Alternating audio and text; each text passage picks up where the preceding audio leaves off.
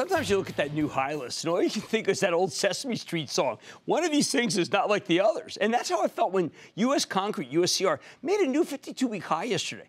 Now, if you told me the stock would be at these levels a year ago, right after the election, I would have believed you.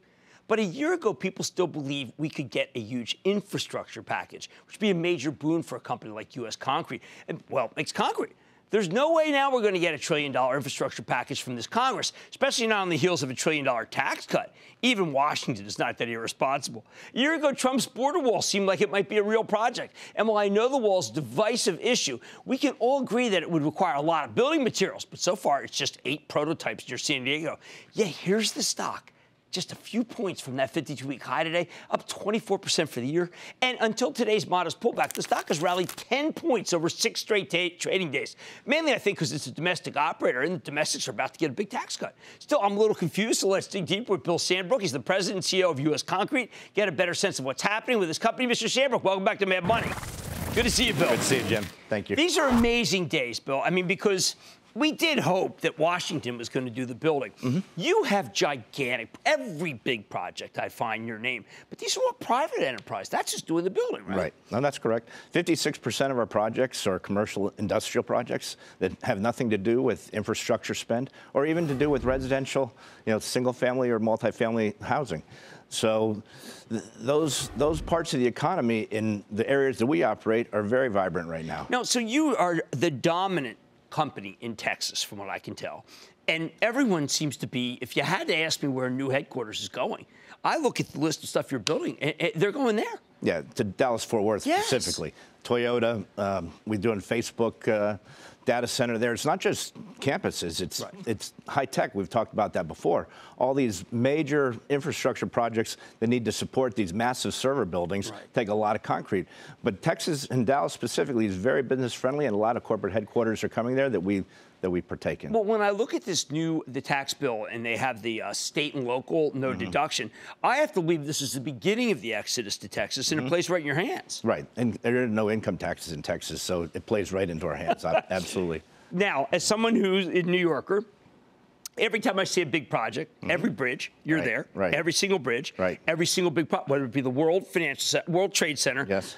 You have Hudson Yards. We have Hudson Yards. We have the Goethals Bridge, Bayonne Bridge, parts of the Tappan Zee Bridge. The Hudson Yards, as you said, we've done most of the World Trade Center work. And LaGuardia, the biggest project going on now, we have. But what these all have in common is a certain expertise that I think you must have. These are projects that are almost impossible to do, where you're disrupting everybody. And I'm sure you're being told, listen, we want this, whatever you're doing, we got to operate it anyway. So is that something U.S. Concrete really excels at? It excels both on the product specifications and the service levels needed. There's a massive amount of concrete that has to be poured in a very short period of time to minimize disruption to the project schedule, to the traveling public, to the bridge flow of traffic. And the scheduling is a critical part of that, and we're very good at it. Now, you beat out a larger company, Vulcan, to buy this Polaris. Why were you willing to do that, given the fact they could have kept bidding and taken it up? Right. No, it's a very good point. I think it's more valuable to us to self-supply our own operations. We have downstream assets that Vulcan didn't have in those markets, specifically in San Francisco and Oakland. So we can synergize the internal use of that stone much easier than they could. Do you think your business, your book of business, is a good judge of how the country's doing?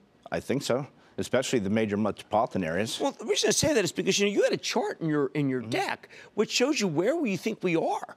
In the expansion. And you actually, you were kind of in the middle, and then you moved it back to the earlier. Tell me about that. I thought that was incredibly positive. Well, we're going to have tax reform now. I think that's going to extend the cycle. There's going to be more disposable income. We're going to have more money to spend on growing our business, to buy more trucks, and to expand our markets. As you said, the Polaris acquisition now opens up the Los Angeles market to us, which is right in our wheelhouse of the type things we do in New York. Why do I hear so many of the economists say it won't matter the economy, that it's not going to grow with this? I mean, you are living proof. This could be huge for the country. Well, we're not going to dividend back, and we're not going to do buybacks. We're going to reinvest in our business to grow our EBITDA through what we do as a business. Well, I know you're passionate about that, but you're also passionate about what's happened this weekend, so I'm going to let you say it. Yeah. Go Army, beat Navy. There you go.